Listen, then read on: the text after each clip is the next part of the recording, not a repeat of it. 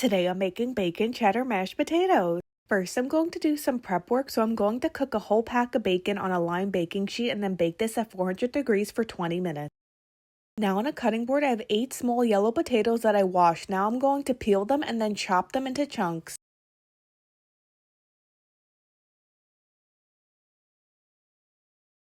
Next, I'm going to add the potatoes into a large pot and then fill this pot with water until it covers the potatoes, and then place the potatoes on the stove and cook this on medium heat until they're fork tender.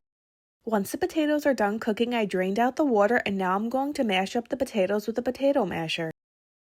Next, I'm going to add 3 tablespoons of butter that I cut into slices. Then I'm going to add some salt and pepper to taste. Then I'm just going to mix that up.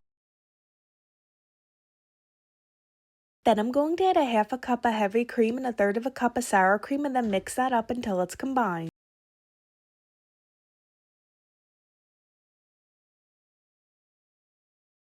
Next, I chopped up all the bacon that I cooked earlier. I'm going to add half of it into this mixture and the other half I'm going to save for the top. Then I'm going to add a cup of sharp cheddar cheese and then mix this up until it's combined.